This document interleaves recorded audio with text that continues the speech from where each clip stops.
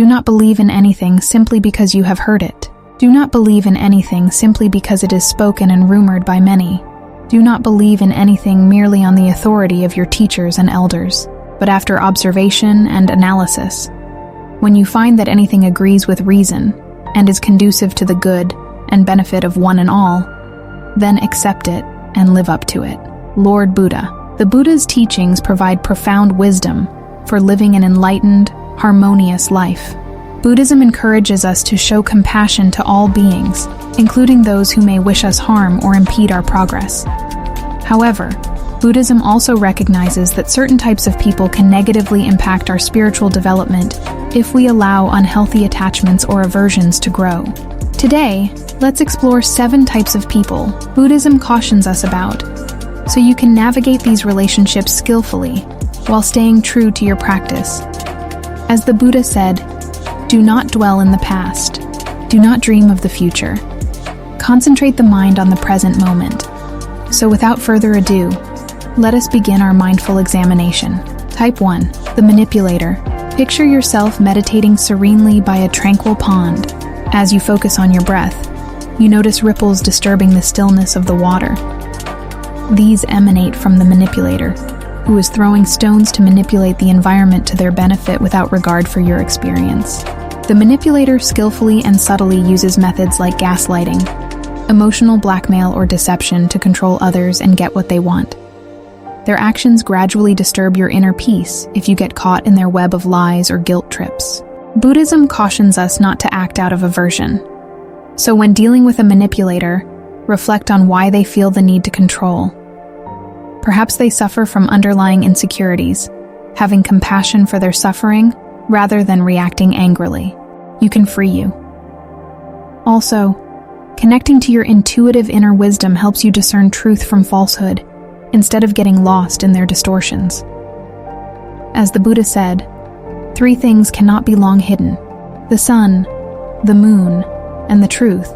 Have faith that their veils of deception will eventually lift. 2. The drama seeker. The drama seeker considers life a stage, with themselves the leading player. Imagine you are blissfully tending your garden when this demanding diva appears, insisting you stop everything to attend to their latest emergency. Whirling from crisis to crisis, they disrupt the stillness and suck you into their chaotic vortex. Buddhism teaches us that real drama exists only in our minds. By reacting with anxiety or exaggerating the significance of events, we create inner turmoil. The drama seeker thrives on provoking such reactions to feed their ego. Avoid getting swept up in their hysteria. Respond calmly. Keep a balanced perspective and refrain from becoming their constant rescuer. Their histrionics cannot disturb your inner quietude if you remain centered. Type 3. The fault finder. Now imagine you joyfully playing music, creating beauty and harmony. Enter the fault finder, who begins critiquing your technique, pointing out flaws in the compositions and generally projecting their negativity onto you. Buddhism instructs us not to see the world through a lens of judgment, but to perceive things as they are. The fault finder's unceasing criticism may lower your motivation and self-esteem if you internalize it. Remember, though, their comments say more about their own psychological state than your abilities. Avoid justifying or defending yourself, as this gives their views power. Let their judgments pass by you like leaves floating down a stream. Acknowledge them, but don't cling. Keep making your music, and do not allow disharmony to disrupt your melody. 4. The gossip. Here you are conversing delightfully with friends when the gossip enters with an ear-splitting chatter that drowns out your lovely banter. They begin spreading tales about those absent, sowing seeds of suspicion and negativity. Idle chatter. Gossip and speculation disturb the mind, says Buddhism.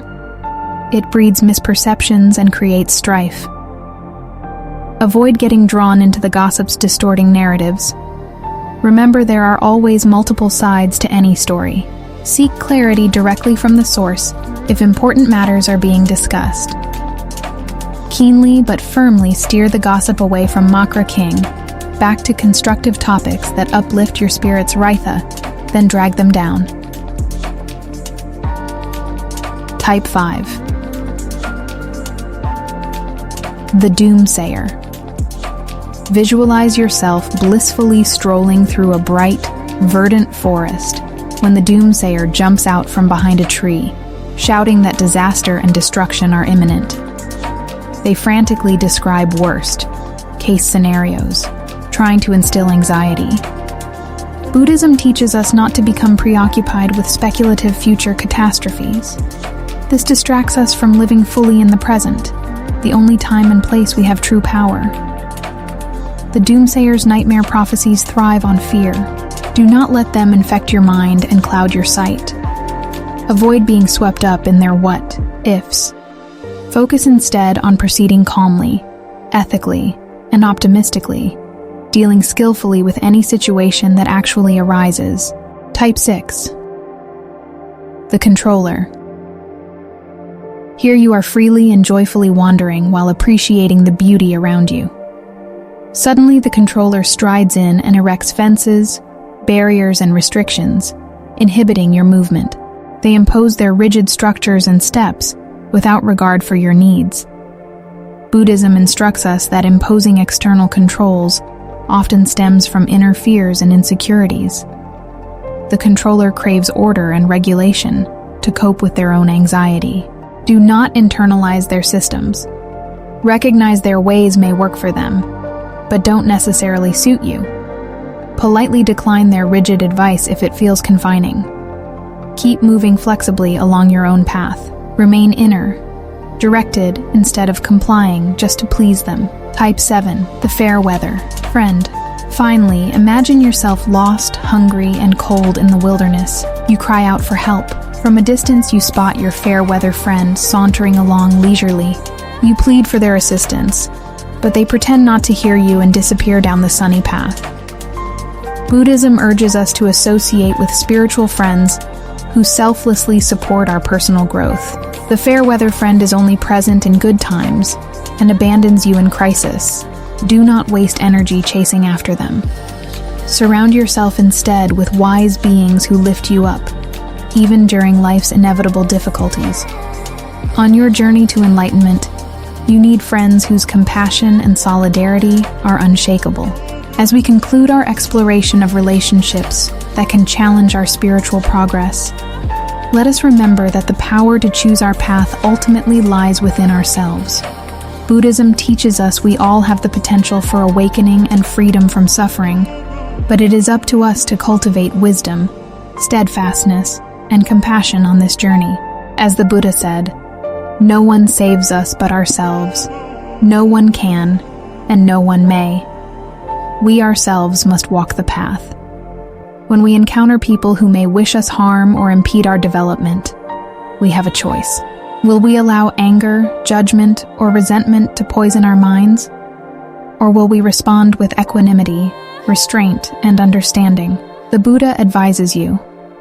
Holding on to anger is like grasping a hot coal with the intent of throwing it at someone else. You are the one who gets burned. So, when faced with those who would disturb our tranquility, we must look within. Skillfully managing our inner landscape is more important than trying to control external conditions.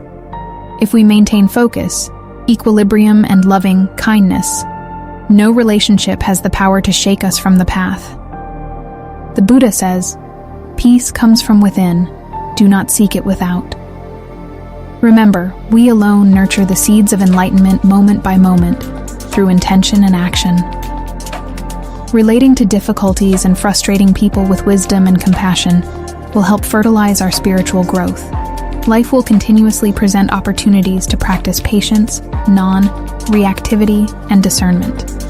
We walk this path together, yet each step forward depends on our own effort and commitment. Be guided by this teaching from the Buddha.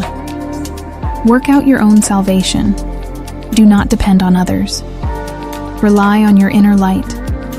Follow the voice of your higher wisdom, and keep progressing mindfully toward enlightenment. The only true refuge lies within. Thank you for joining me on this reflective journey to examine relationships from a Buddhist perspective. I hope you found value in this discussion of people we should avoid while maintaining compassion. Let the Buddha's words guide you. A mind unruffled by the vagaries of fortune, from sorrow freed, from defilements cleansed, from fear liberated. This is the greatest blessing. May you find the inner strength to dwell in equanimity, undisturbed by life's challenges. Before we part, please take a moment to like this video and subscribe to my channel so we can continue this meaningful dialogue. Share this discussion with someone you think would benefit from hearing this Buddhist wisdom.